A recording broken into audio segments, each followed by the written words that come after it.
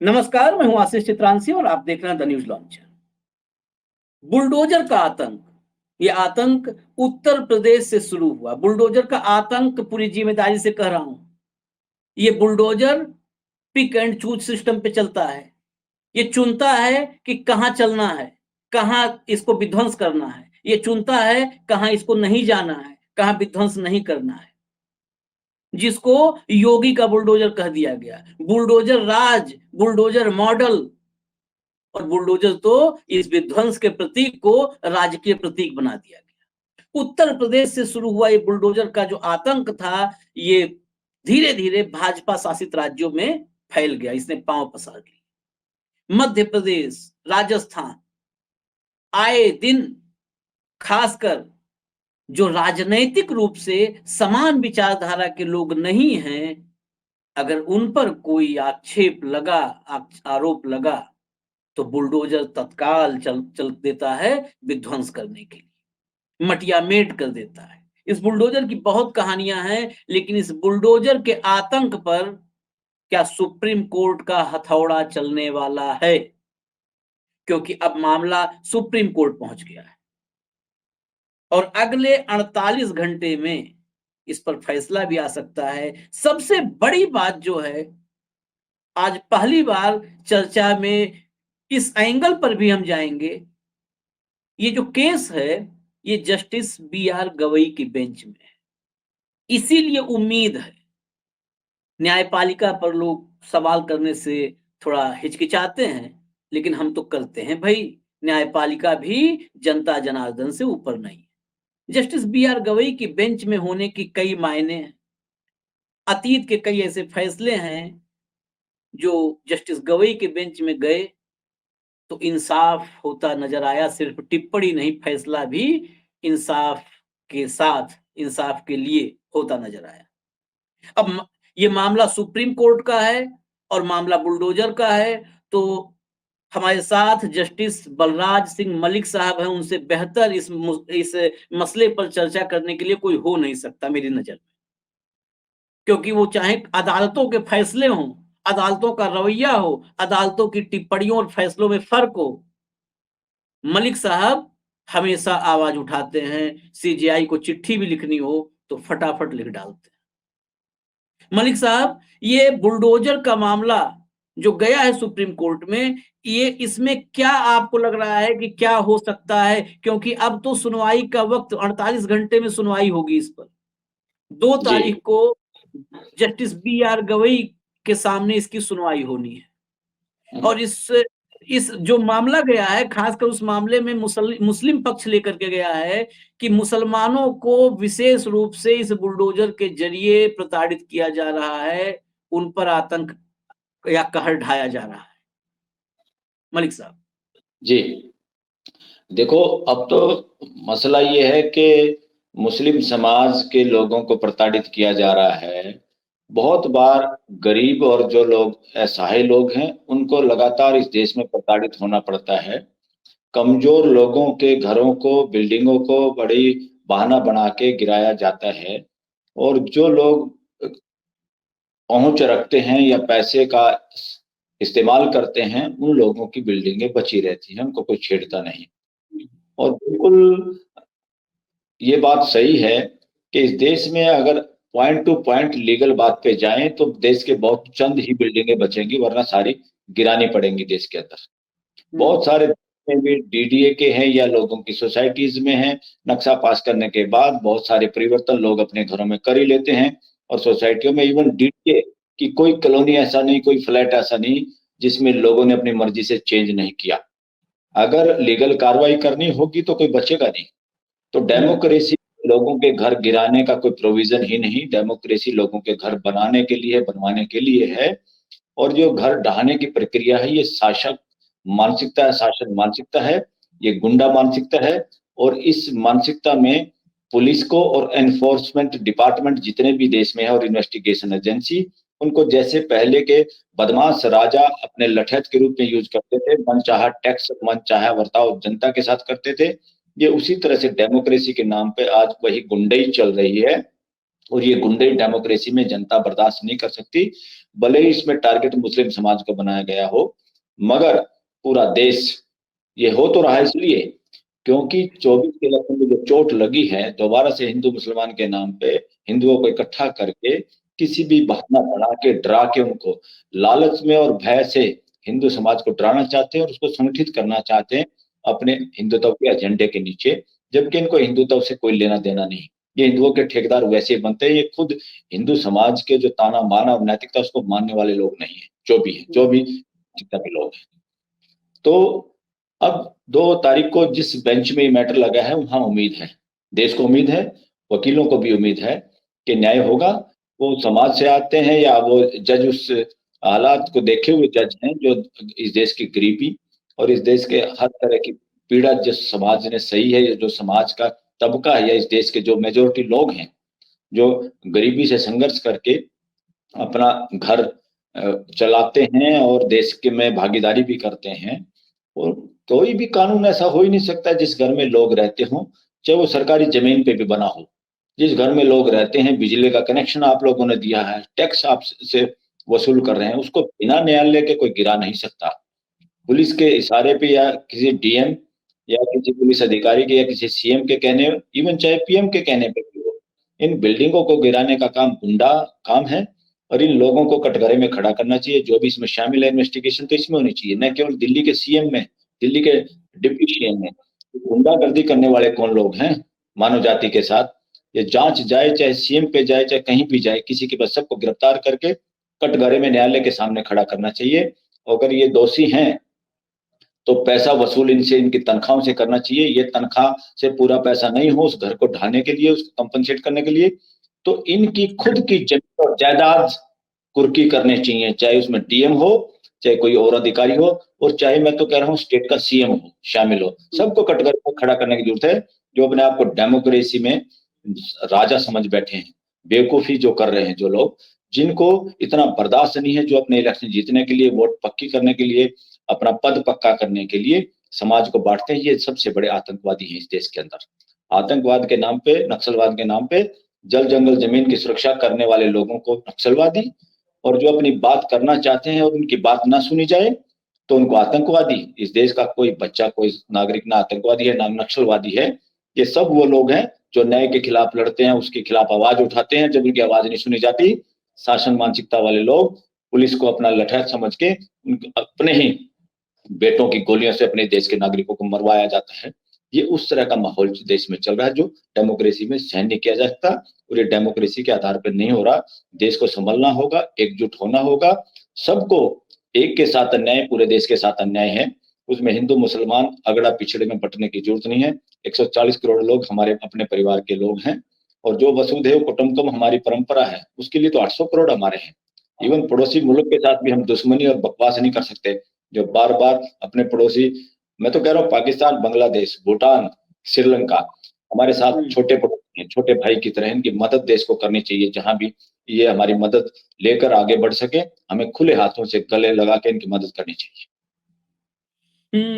मलिक साहब, एक बात और भी है। वैसे ये मामला जमीयत उलेमाए हिंद लेकर के सुप्रीम कोर्ट गया है, लेकिन सिर्फ मुस्लिम ही नहीं, राजनैतिक रूप से विचारधारा जिनकी भी अलग है, उन पर अगर आरोप लगता है। एक कानपुर देहात की आपको याद होगी घटना, एक गरीब माँ बेटी किस तरह से दोनों की जान चली गई थी।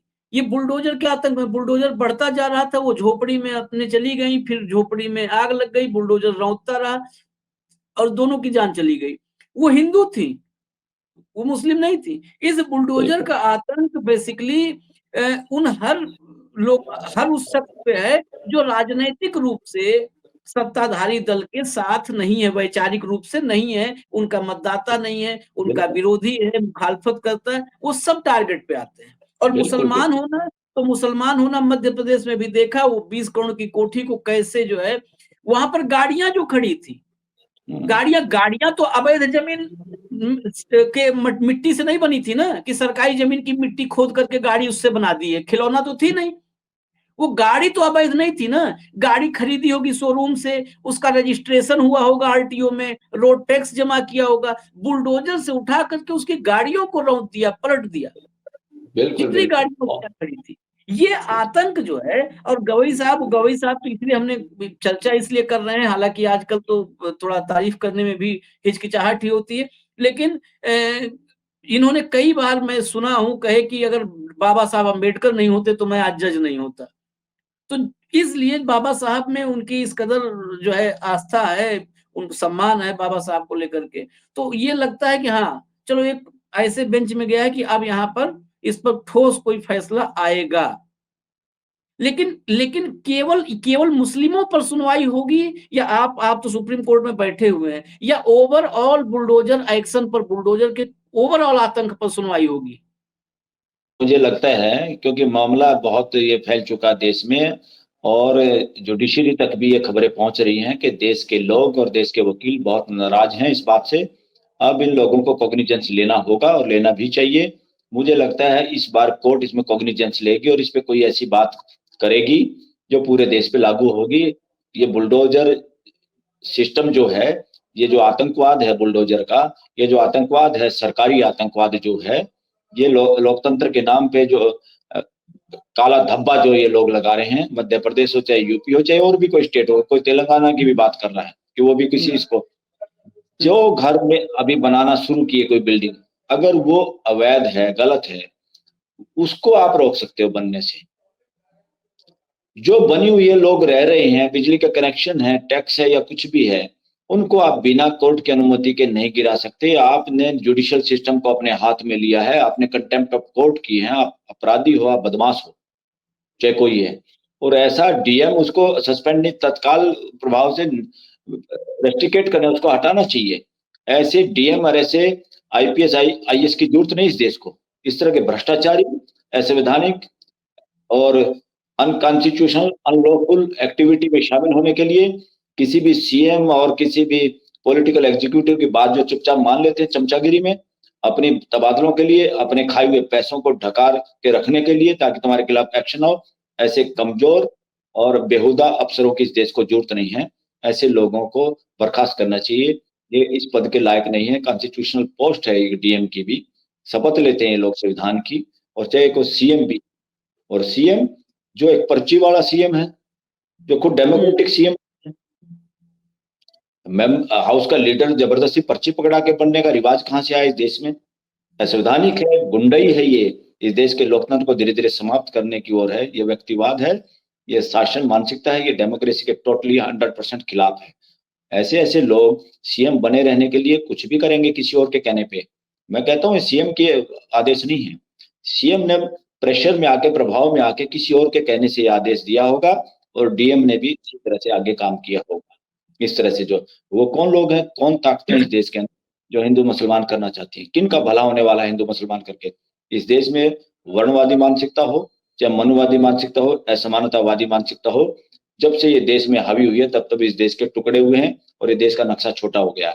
अब पूरी मानवता का हमारा दिल छोटा करने की ये को जो कोशिश कर रहे हैं भारत के लोगों के दिल छोटा करने की, मैं कहता हूँ देश के लोगों से मैं रिक्वेस्ट भी करता हूँ, दिल छोटा करने की जरूरत नहीं है। इन लोगों को समझो और इनका इलाज करो डेमोक्रेटिक तरीके से। एक एक आखिरी सवाल जो है आपसे मलिक साहब, जब आपने संविधान के शपथ की बात की, तो मुझे तत्काल 3-4 मुख्यमंत्री याद आ गए, ध्यान में आ गए, और फिर सुप्रीम कोर्ट याद आया, क्योंकि संविधान की आपने बात की, संविधान का कस्टोडियन कहते हैं हम सुप्रीम कोर्ट को। इस देश में सबसे बड़े सूबे के मुख्यमंत्री हैं माननीय योगी आदित्यनाथ जी। योगी आदित्यनाथ जी कहते हैं खुले मंच से कि बटेंगे तो कटेंगे, बटोगे तो कटोगे। दूसरे मुख्यमंत्री हैं मध्य प्रदेश के, जिनको पर्ची वाले मुख्यमंत्री का, वो माननीय मोहन यादव जी हैं। मोहन यादव जी कहते हैं राम कृष्ण की जो जय बोलेगा वही इस देश में रहेगा। इस देश में 20-21% अल्पसंख्यक हैं भाई, आप उनको मतलब आप क्या बनाना चाहते हो, तालिबानी शासन? कि आपके ही हिसाब से जो आप कहोगे वही नारे लगाएं कि जो राम कृष्ण की जय बोलेगा वही इस देश में रहेगा। तीसरे मुख्यमंत्री हैं, होड़ लगी हुई है कि कौन ज्यादा नफरत फैला सकता है, हिमंता बिस्वा शर्मा। वो कहते हैं कि मैं मियाँ का ये जो है वो नहीं बनने दूंगा असम को, और मैं पक्षपात कर रहा हूँ, पक्षपाती हूँ। बताओ क्या करोगे, क्या विकल्प है आपके पास? मैं हूँ पक्षपाती। ये सुप्रीम कोर्ट के मुख्य न्यायाधीश को, देश के मुख्य न्यायाधीश को या सुप्रीम कोर्ट को, क्या ये स्वतः संज्ञान लेने का विषय नहीं है कि इस देश में अलग अलग सूबों के मुखिया, वो खुलेआम, कोई कह रहा है कि पक्षपात मैं करूंगा, क्या विकल्प है, क्या करोगे, कोई कह रहा है कि रामकृष्ण का जय बोलोगे तब रहोगे, कोई कहता है बटोगे कटोगे। ये कैसे संवैधानिक पद पर जो उस सूबे का प्रमुख है, मुखिया है, वो ऐसे बोल रहा है, और सुप्रीम कोर्ट अपना व्यस्त है अपने कामों में, उसके पास बहुत लोड है। संविधान का कैसा कस्टोडियन, संविधान की आत्मा ही ये लोग, संविधान की आत्मा के साथ ये लोग, समझ लो आपकी बहुत क्रूरता कर रहे हैं ये सारे के सारे। बिल्कुल आप ठीक कह रहे हैं, मैं पूरी तरह सहमत हूँ।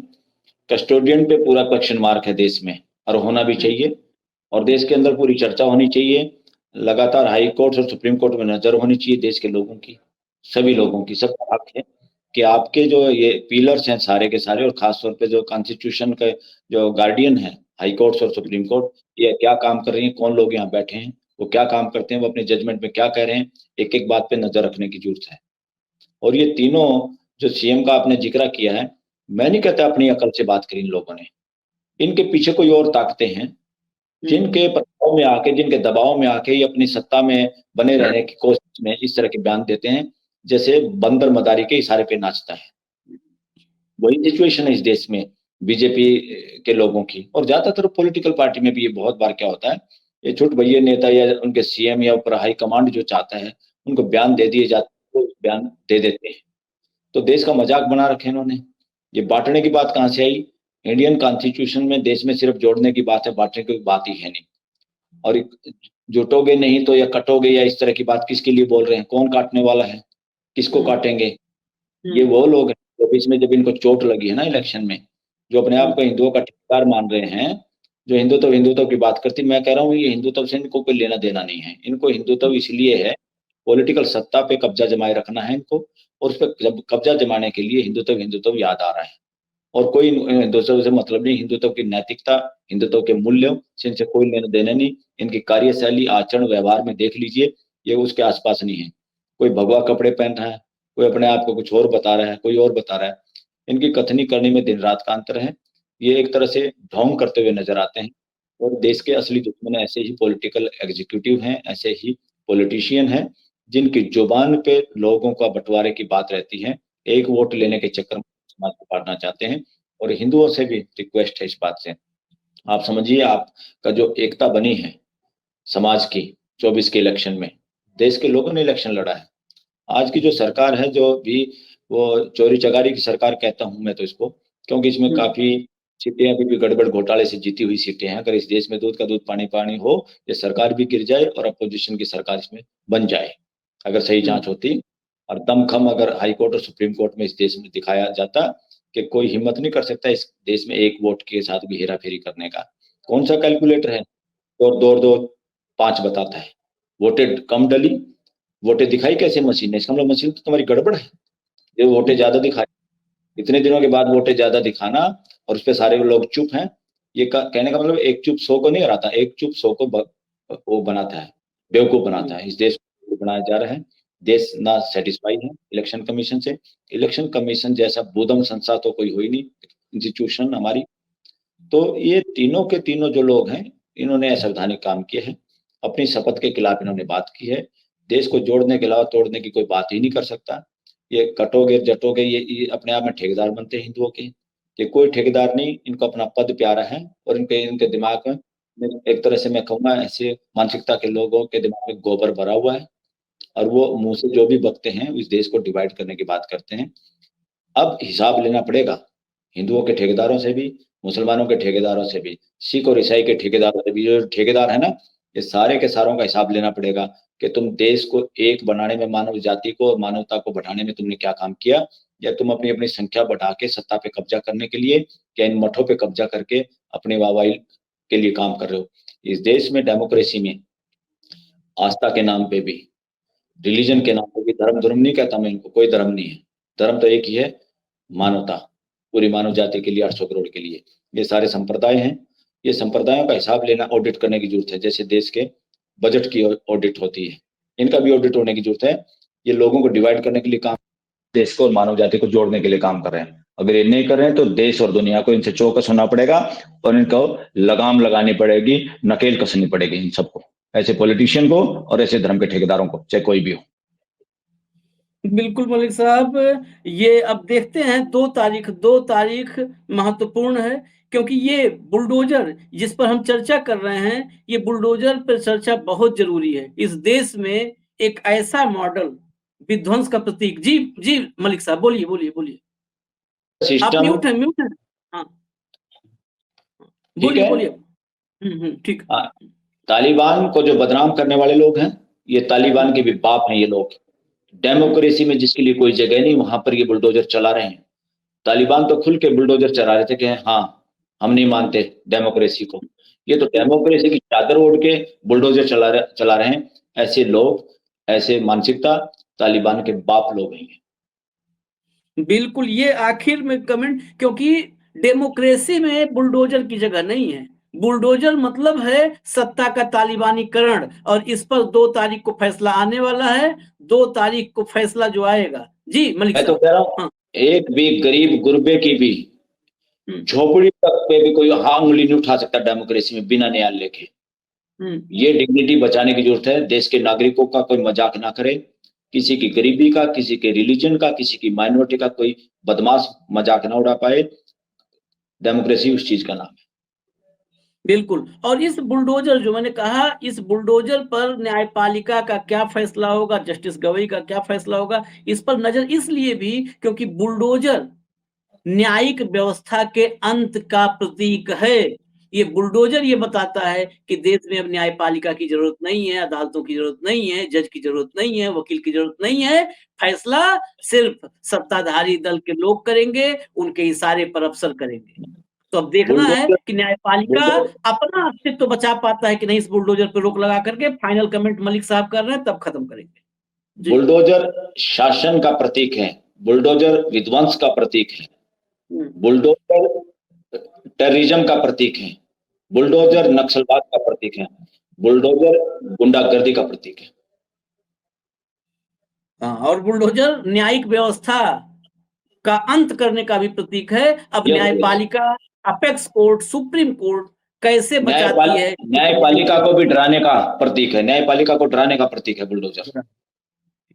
नजर रहेगी 2 तारीख के फैसले पर। जो भी फैसला होगा हम आप तक लेकर के आएंगे, कोशिश करेंगे कि मलिक साहब रहें उस फैसले की चर्चा जब हम करें। फिलहाल हमें इजाजत दीजिए, न्यूज लॉन्चर देखते रहिए। नमस्कार।